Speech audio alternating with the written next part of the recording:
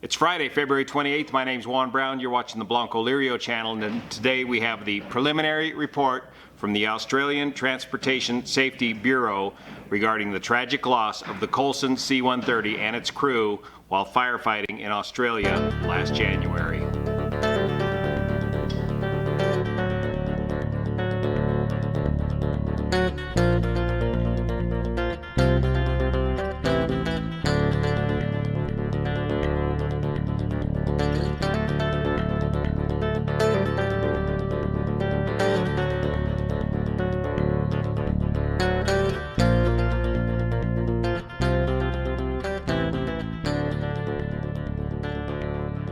Like most preliminary reports, this just confirms the facts as the investigators know them so far.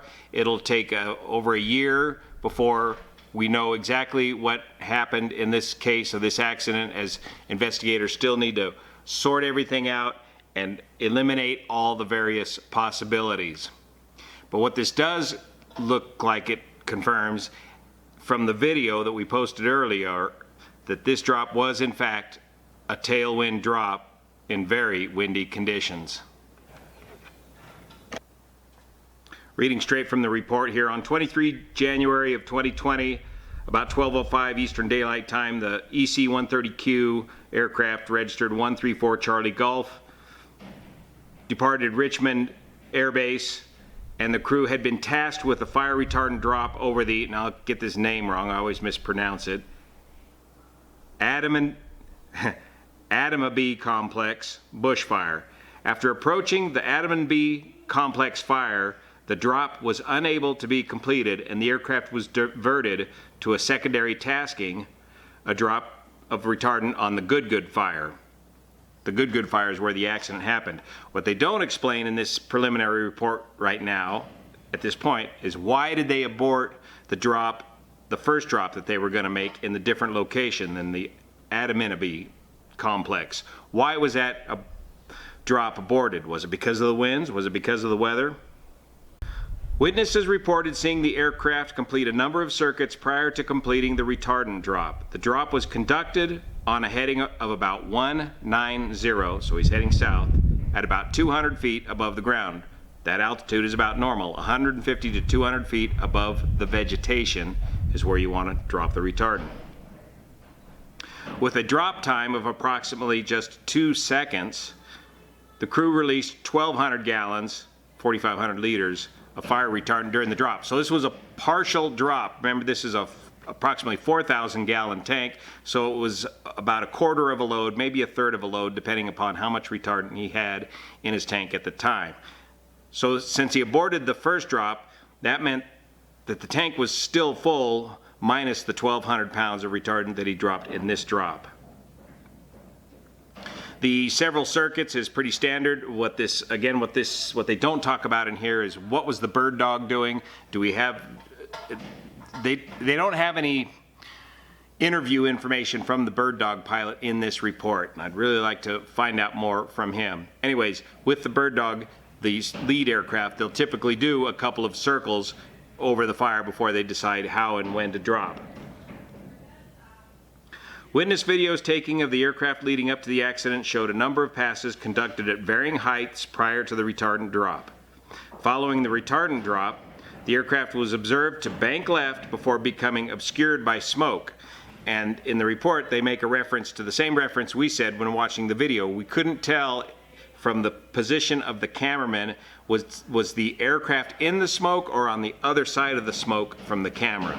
We just don't know it at this time. The aircraft was observed to bank left before becoming obscured by smoke after about 5 seconds. A further 15 seconds after this, the aircraft was seen flying at a very low height above the ground in a left wing low down attitude. Shortly after, at about 13:16, the aircraft collided with terrain and a post-impact fuel-fed fire ensued. Fatal injuries.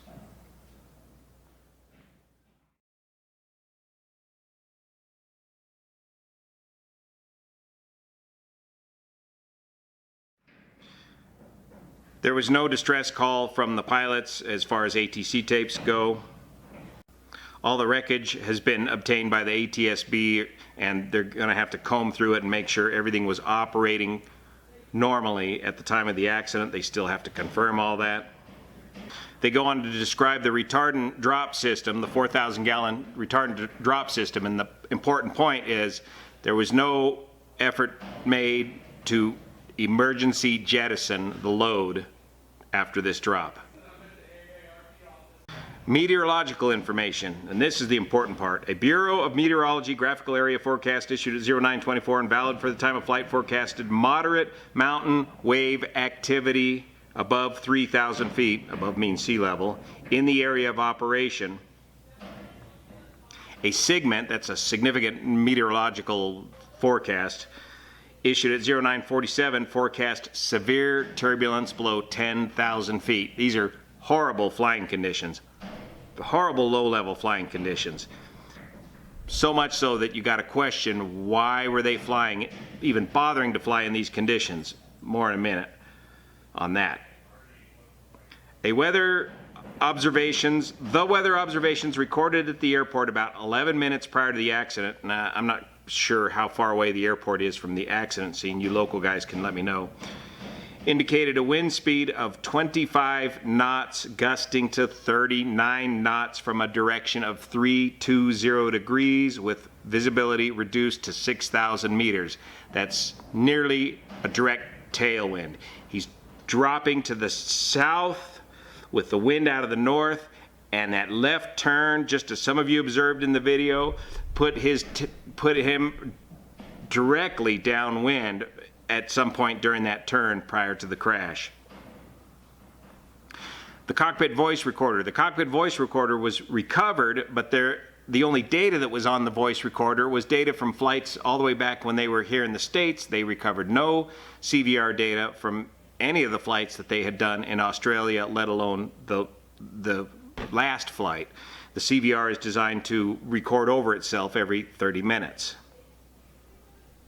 They're investigating as to why that situation exists. What happened to that data? How come it wasn't recording correctly? So there's a whole laundry list of things that the ATSB has to investigate still yet before they can make a final determination on this crash. And that's what's going to take a year or more for the results of this to come out. So overall, the question remains, why were they even bothering to drop in these conditions to begin with? These are terrible wind conditions. The effective use of aerial assets over a forest fire, particularly fire retardant, has to be continually assessed.